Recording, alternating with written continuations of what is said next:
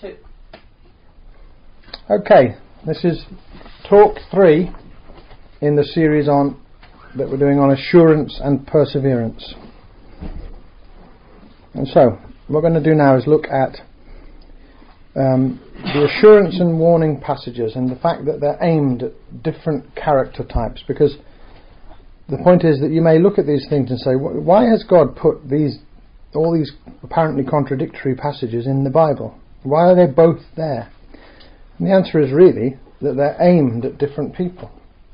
So you've got one set of passages aimed at one group and one set of passages aimed at another group. Both are true, but different groups need to focus on the one or the other because of the way they are.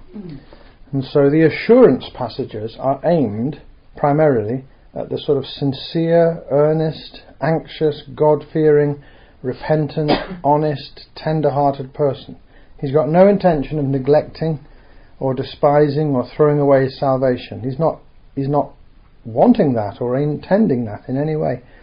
He's just wanting reassurance that his salvation will not be taken away from him by other people or by God or by circumstances. Well, then what about the warning passages? The warning passages are generally directed towards the people who are glib, complacent, careless, presumptuous, overconfident, self-reliant, self-righteous, carnal, insincere, shallow, worldly, and so on. Now, people who are like that, they need the warning passages. So both sets of passages are true. It's just that different groups particularly need them. So I'm reminded of when my wife was doing it at school. In her house, she had a sister who was very different from her. So her mum was saying to my wife, you need to study less and go out more. But she was saying at the very same time to her sister, you need to study more and go out less. Now the same person was making directly opposite statements in the same house. Now how could they both be true? Well, they were true because each of the people concerned had a different temperament, priorities, different nature, different habits. So the one person needed to be told to study more and less of the socializing. The other person needed to be told, study a bit less and you need to get out and have a bit of time off. Now both are true, but they're true for different people. And so, depending on the nature of the person concerned. So, so really, when both of these types of passage are needed, both are true, but they're particularly needed by different character types. And so, the Bible is telling us, therefore, that there is a way to throw away our own salvation. We can throw it away, but we do so in particular by our neglect, because the throwing away of salvation is very rarely, if ever, done in an instant. It's never the choice of an immediate choice. It's never an immediate situation where you go from all to nothing. The throwing away of salvation is almost always the culmination of a long series of small choices, each of which seemed insignificant at the time. And those little decisions cause you to move a little bit more and a little bit more away from God. And so each sinful choice makes your heart get that little bit harder and colder.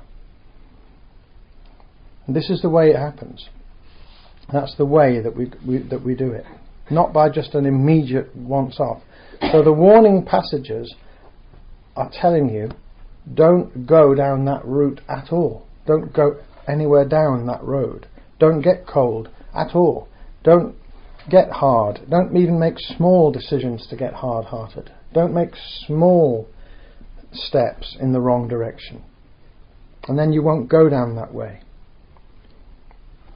And so, we need to have a balanced understanding of the assurance passages and the warning passages, and we need to believe them both at the same time. Because various writers and various people in churches argue passionately in favour of one or the other, because they focus 100% on assurance or 100% on warning.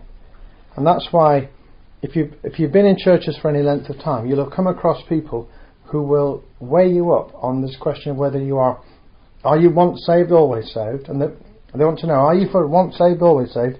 And if you are, they either absolutely approve of you or they absolutely deplore you for being that. And so this is one of these sort of litmus tests that people use in churches to weigh you up. And if they're doing that because they are either utterly committed to the assurance passages, or they have a kind of almost a suspicion of the assurance passages. So if you're a once saved, always saved type person, you are effectively putting to one side the warning passages because you don't believe in them, don't like them, don't want them, etc.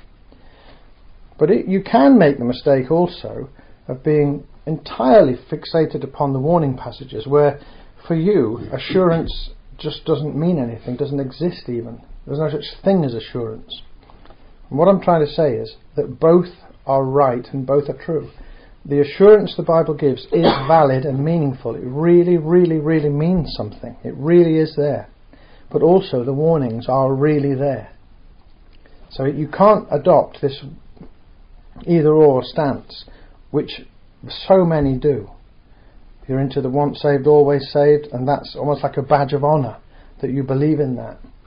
And then not only will you not accept any passages which contradict you, you won't accept any people who contradict you. You don't want to be with anybody who doesn't agree with you about once saved, always saved.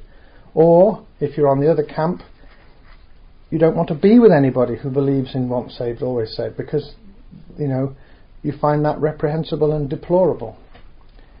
Now, I wish that was an exceptional thing that you hardly ever see, but in fact you see it quite a lot. And it's almost like you're judged on whether you say Derry or Londonderry. People are weighing you up. What are you based on what you say on these things? Which camp are you in? But what we need is to be balanced and hold both passages, both types of passage in our minds, and accept both and believe both, and to pay attention to both and rely on both at the same time. So let's try and look at how we can summarise what that balance is. What is this balance that we're speaking of? And how can we make sense of it? Well, let's go through it step by step. Now, firstly, point 1, we are held on to by God's faithfulness. So this is an aspect of the assurance passages. We are held on to. So He's holding on to us with a steady grip. Now, He is reliable. He can be trusted. He'll never abandon you. He'll never forget you. He'll never do any of those things. He'll never forsake you. Therefore, if you're an anxious person, you can be reassured, because He won't do any of those things. Now, you might do those things, but He won't do those things. This is the point. So let me give you an illustration that came once, something that happened with our dog, our Border Terrier. Once we were out on a walk, and we had the family walk, and we had to cross over a very high, very narrow footbridge. And this little it was made of metal, but it had gaps on either side. Quite big gaps, actually. Not big enough for an adult to get through, but if you were very small, you could fall through these gaps.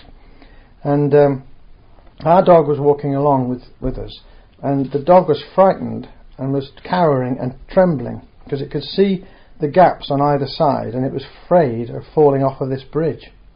So the dog was afraid that it would fall off the bridge. So what I did when I saw her trembling, I picked the dog up and carried her across the bridge. And when I did that, it was like all the fear just drained out of her. She stopped trembling. She was quite relaxed with me carrying her across a bridge. The holes in the bridge were still there, but when I was carrying her across the bridge, she felt quite relaxed. Why was that? She had total faith in me to hold on to her, but she didn't have total faith in herself to get across that bridge without falling through these holes. But she had total faith I wouldn't let her fall through those holes. Do you see? Now, how did our dog know this? Because she'd heard me preaching on this subject. She knew She knew that God is totally faithful and won't drop you. You could drop yourself, however. Now she understood that she could fall through these holes, but she had total confidence in me not to let that happen. So that's the kind of thing that we mean by assurance. We have assurance of His faithfulness. Okay?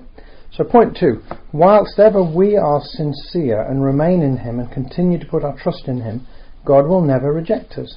So He won't reject us even when we make mistakes, or even when we aren't as good as other people, or when we aren't as impressive as someone, or we don't know things that other people know, or we just make blunders, or even when we sin, or even when we do wrong things.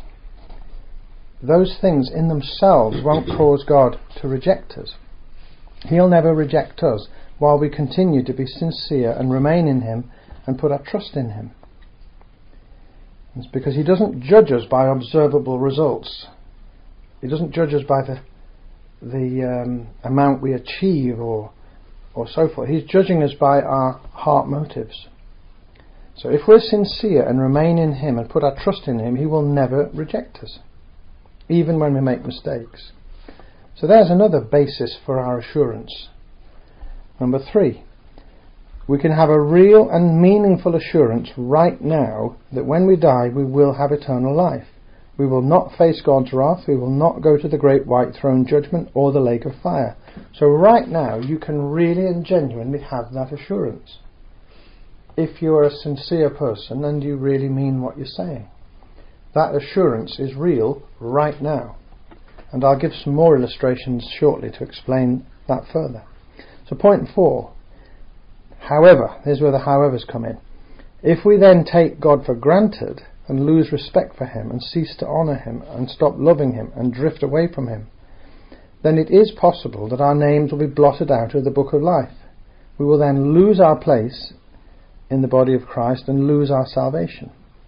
So we've just been saying that He'll never reject us, He'll never drop us, He won't let us down, we can rely on Him. But we're saying, but if we lose respect, if we cease to honour, then we can effectively separate ourselves from Him. And our names will then be blotted out of the book of life. 5, if that happens, then when we die, we would not be counted as part of the church. We'd be counted as part of the unbelieving world. And we'd be judged with the unbelievers at the great white throne. And that is why it is perfectly scriptural and proper to say that there are some people who are in the church now who won't be in the church at the end. There are some people who are believers now who won't be believers in the end. And that's the frightening thing. And I'm going to try to clarify even further as we go along how I can simultaneously say that and still say that we have assurance. And I hope that will become clearer. So then, next point, 6. If that happened, then the judgment upon us, if we did go to the great white throne, would be even more severe than for a person who had never believed.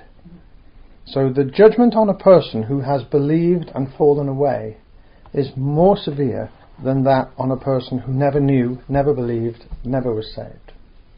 That I think we can say categorically, especially from the letter to the Hebrews. Point 7.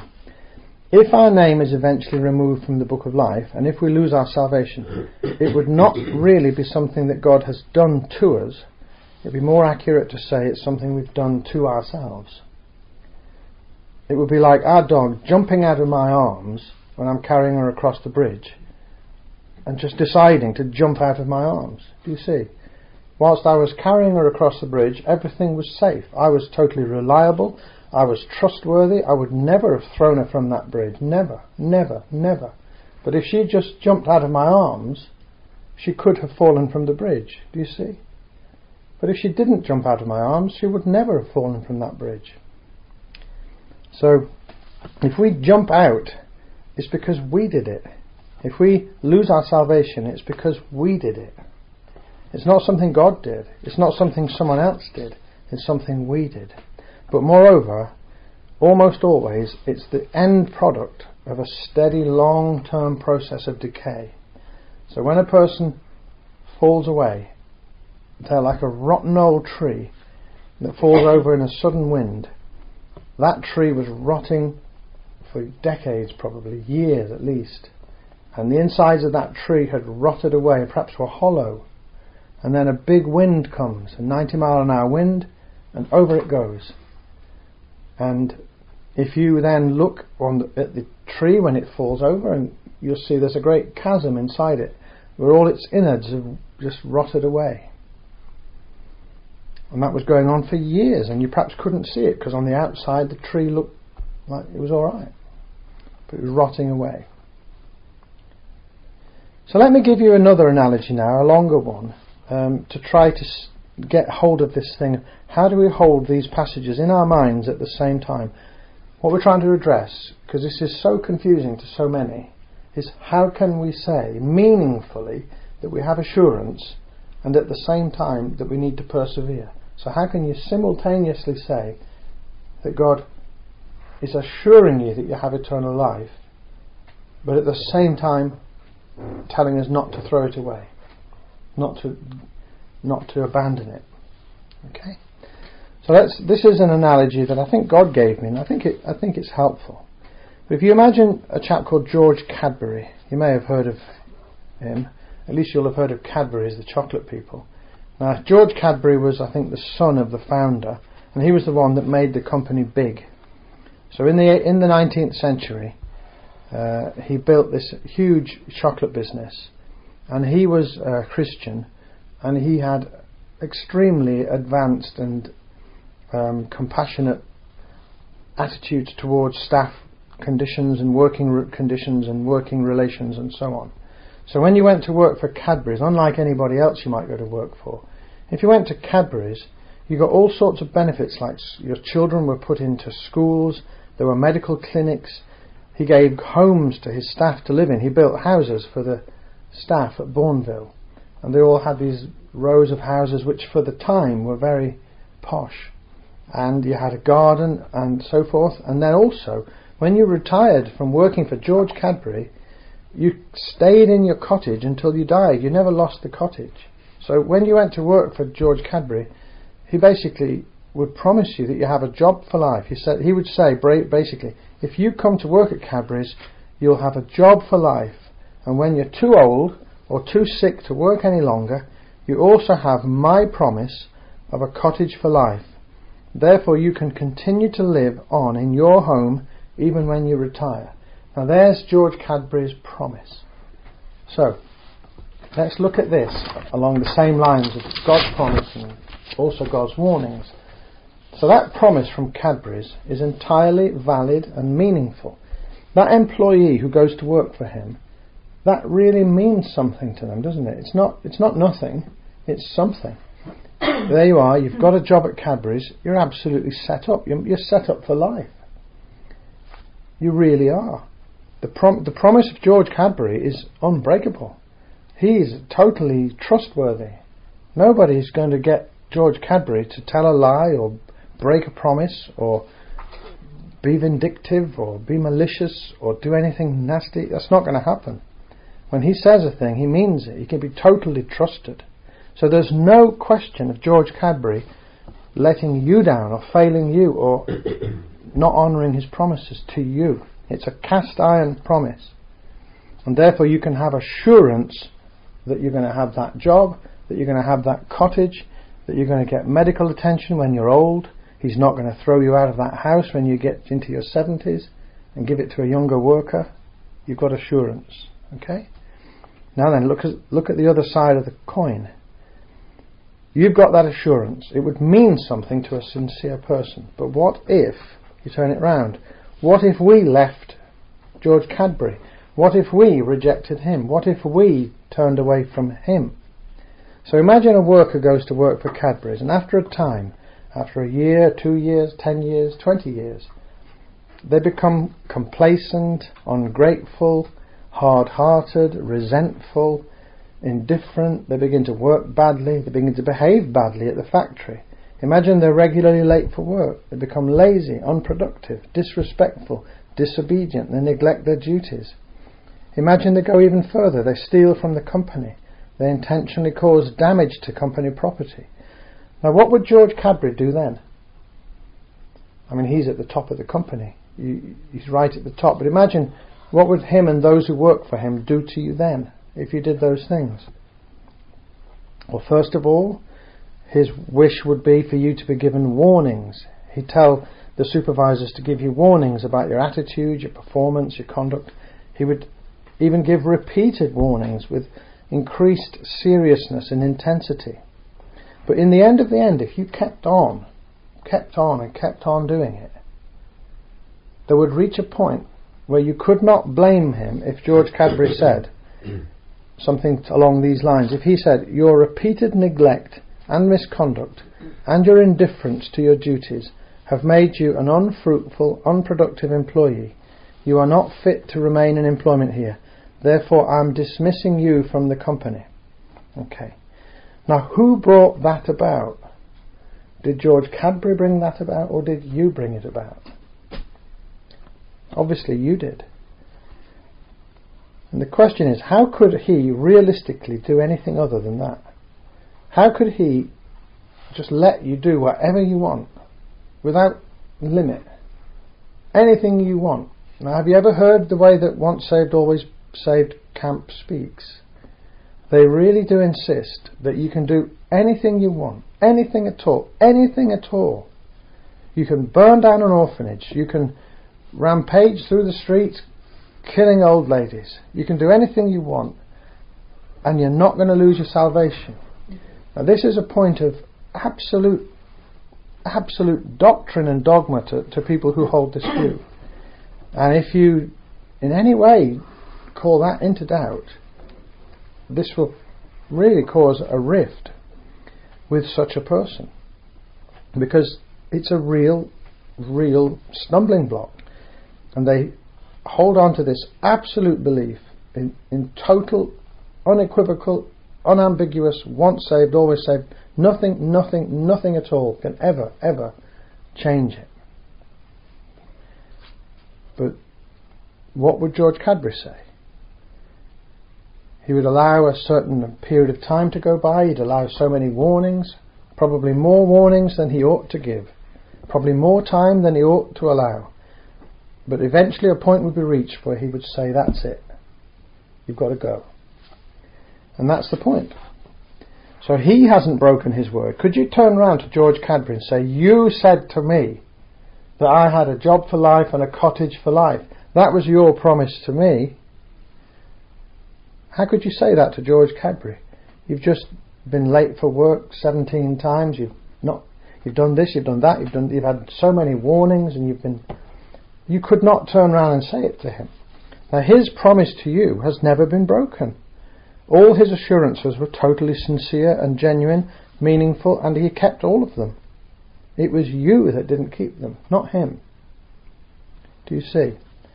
So take the analogy even further. Imagine the worker at Cadbury's chooses of their own free will to leave the job. So we're moving on. We're not talking any longer about misconduct or unfruitfulness.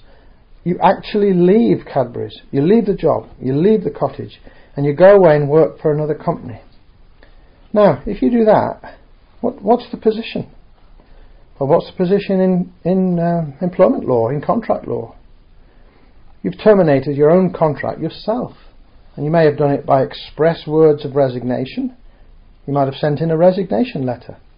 Or you might simply have resigned at what's called an implied resignation by conduct, just by being persistently absent. So if you don't come into work for days on end, weeks on end, and the company writes to your home and rings you up, where are you? You just don't reply, you don't come back. After a time, the company is entitled to consider you to have resigned. It's an implied resignation by conduct. You see? Or they might see you posting on Facebook, you're living in France now. You think, what? What's all this about being in France? And they can see you and, well, you have effectively resigned from the company. You didn't expressly resign, you just went to live in France. Do you see? Well, you have, therefore, effectively, implicitly resigned. So if they then said, well, we either accept your express resignation, We see your resignation letter in front of us, we accept your resignation, or they say, we accept your implied resignation. The fact that you've not been in for nearly 2 months, we think you've gone. So we're treating you as having resigned. Now, how could you turn to Cadbury's and say, no, you're acting wrongly. You promised this chap that he had a job for life and a cottage for life. Do you see? Now, which of us would have a problem theologically with Mr. Cadbury over this? Which of us would say, unless we were an absolute ultra shop steward type, who'd argue with Mr. Cadbury? And say, Mr. Cadbury, you're behaving appallingly. All he did was send a letter of resignation, and you're treating it as if it was a letter of resignation. Who would say that? Do you see? We'd say that's an absurd comment. Mr. Cadbury's done nothing wrong. You've resigned from the company. And it doesn't... Would you say, yes, but this totally breaks what Mr. Cadbury said at the beginning. He said, I had a job for life. You say, yes, of course he said that, but he didn't mean that you'd have a job for life if you resigned and went to live in France instead. He didn't mean that. He meant if you stay at Bourneville and work at Cadbury's. That's what he means. Do you see? So, does that help? Can people see that? Now, we work for someone infinitely more faithful than George Cadbury. God's promises to us are meaningful. They really, really mean something. We have got assurance of salvation, provided we understand what he means by it, which is if you stay with him, you're absolutely assured. Like I spoke last time about being on the train. You stay on the train, you're all right, you're going there. But you get off the train, you leave Cadbury's, you send a letter of resignation in, or you just don't turn up for work for weeks and months, then you've left Cadbury's. So if you abandon your faith, if you go away from it, if you go away from him, then he will have to eventually treat you as the driver of the train would treat you. He'll drive on without you. He'll treat you as Cadbury's would. They'll just go on without you. Okay. Let's make another point about denying him. We mustn't deny Jesus Christ. If we don't deny him, he will not deny us.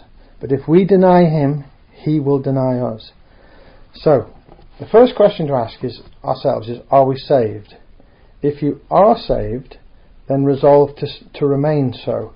Stay firmly rooted in him, never leave him, and he'll never leave you. Never deny him, and he'll never deny you. But this is the fact. If we deny him, then he will deny us. Let's look at a couple of passages. Matthew 10, 32 and 33.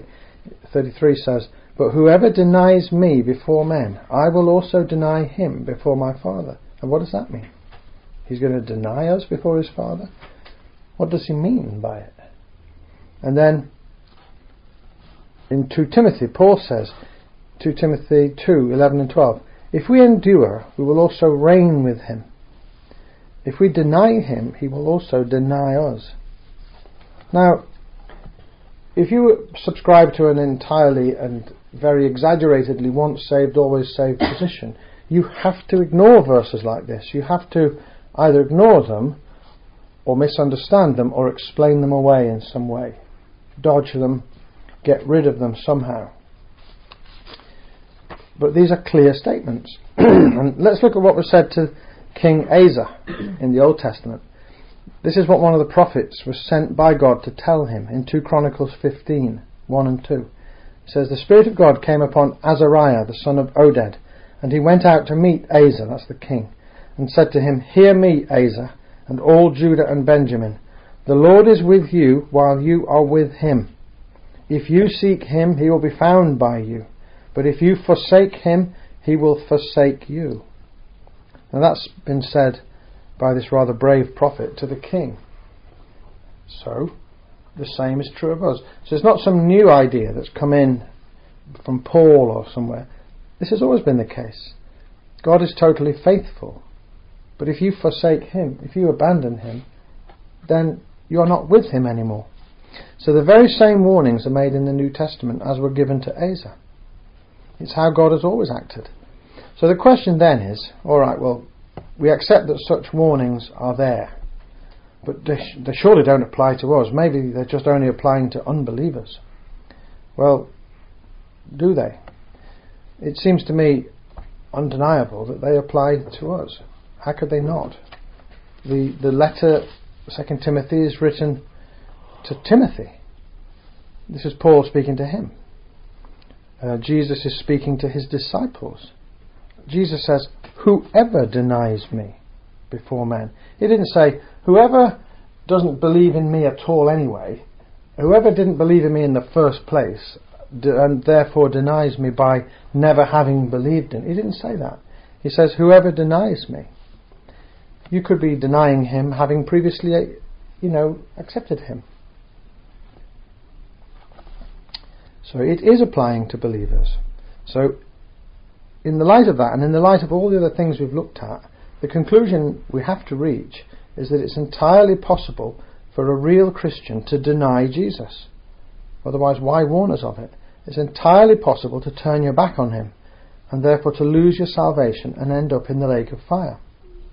Those are the conclusions I am incapable of not reaching. I have to reach those conclusions. But those conclusions are anathema to a once saved, always saved stance. Saying what I've just said is like saying Derry or Londonderry to the wrong person. Do you see? It's totally unacceptable.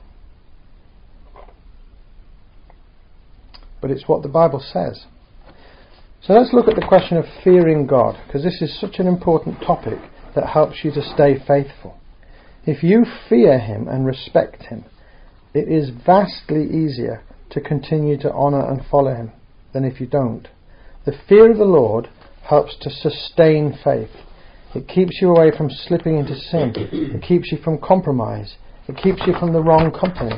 It keeps you from beginning to just take steps in the wrong direction. It keeps you from getting off the train. So if you said, the fear of missing the train keeps you on the train. The fear of missing the train gets you to the platform early. Do you see? The fear of the train going without you means that you don't even dare get off and stretch your legs on the platform. And why? Because of the fear of missing the train. Or the fear of the Lord has the same effect. The fear of the Lord keeps you straight, keeps you on the narrow road, it keeps you on the right way. It keeps you faithful. That's why you need it. It's one of the reasons why you need it. So the fear of the Lord is the beginning of wisdom. But also what it is, it's a way of staying faithful. And I was just, the other day I tweeted to a vicar, a woman vicar in the Church of England. And it was when this debate was taking place about the referendum in Ireland about gay marriage. And this vicar in England had tweeted about this and was mocking the book of Leviticus and what the book of Leviticus has to say about homosexuality being an abomination. And she was saying what a yawn it is. A yawn, Y-A-W-N, meaning it's boring, she doesn't like it, she's fed up hearing of Leviticus, she doesn't want to hear about it. And she was mocking it. Now, how could you do that if you had the fear of the Lord? So, how could anybody mock God's word if you had even an ounce of the fear of the Lord? Now, that woman, I tweeted back to her and warned her about the judgment that's coming. She didn't reply. But you could not do what she did or say what she said if you had any fear of the Lord. She said what she said because she has no fear of God at all. I couldn't insult any part of the Bible. I just wouldn't be able to. I wouldn't want to in the first place, but I wouldn't dare. Do you see? How could you insult God, insult his word? The very fact that you do it indicates that you don't fear him. But if you fear him, you won't do it. So, if you have no fear of the Lord, or if you're casual or indifferent to things which God considers precious, or if you ignore his word, you're in grave danger. Because whatever it is that you are becoming, whether it's good or bad, you have a tendency to become more that way. So you'll get more concentrated, more intense in whichever direction you're going in. You see? So you've got to look at which direction are you going in. If you're drifting away from God, put it right straight away. If there's something wrong, put it right straight away. Because whatever direction you're going in at the moment, whatever you are at the moment, you're likely to become more concentrated in that direction. You're going to become more like that. You're like a glass of Ribena evaporating on a windowsill. Someone's left a glass of Ribena, orange, blackcurrant cordial, in the windowsill on a sunny day, and they go away on holiday, and they come back a week later. What have they got in that glass? They've got like congealed, thick kind of thing at the bottom of the glass that used to be a glass of Ribena, but has evaporated away into just a thick thing. It's become more Ribena-ish than it was. It's become more concentrated than it was. And so as we go on, we'll either become more fearing God or less fearing God. So if we're not fearing God, we'll fear Him less. If we're fearing Him, we'll fear Him more. If we're faithful, we'll get more faithful. If we're unfaithful, we'll get more unfaithful. Whatever it is, it's like if you diverge, if two walkers diverge, and this one is going 2 degrees further east than this one. As the miles go, this one's going due north, this one's going just a couple of degrees east. Now, as they set off 5 yards in, they look like they're walking alongside each other. And then as the miles go by, they're miles apart. 100 miles later, they'll be perhaps 20 miles apart. Because you become more of whatever it is that you are. Therefore, pay attention to what you are now. Ask yourself, am I faithful now? Am I unfaithful now? Do I fear the Lord now or don't I? Do I have a strong conscience or don't I? What am I now? I want to become more fearing the Lord. I want to become more faithful now.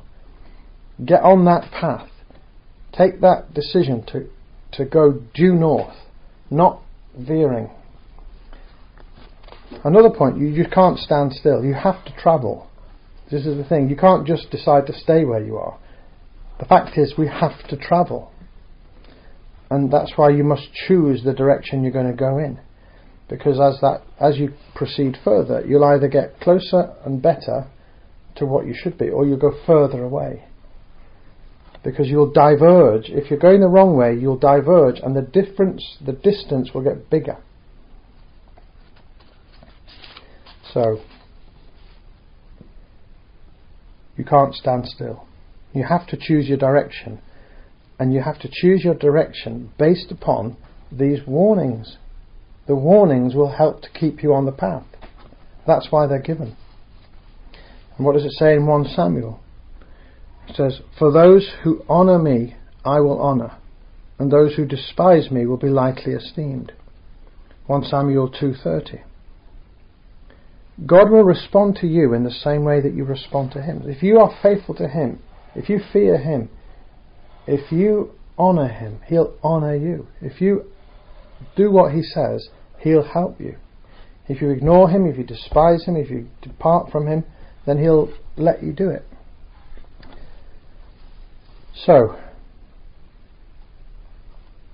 rewards at the judgment seat. I'll just mention this because we've done a whole series on the judgment seat, but just for the sake of this tape. If we honour Him and hold fast and persevere, and if we bear fruit in our lives, then not only can we have assurance of salvation, we can also be assured that we'll be rewarded.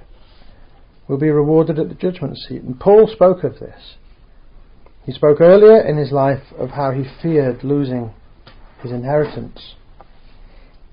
He feared that he might be found to have worked in vain. But when he wrote 2 Timothy, he was very close to death. He knew he was going to be executed. He knew the end was very near. And he knew then that he was saved and would go to heaven. But he also knew by this stage that he would be rewarded. Perhaps God had given him a special revelation, but he knew death was very soon. And this is what he says: "I have fought the good fight. I have finished the course. I have kept the faith. In the future there is laid up for me the crown of righteousness, which the Lord, the righteous judge, will award to me on that day, and not only to me, but also to all who have loved His appearing." 2 Timothy 4, 7 to 8. And we'll carry on in the next talk.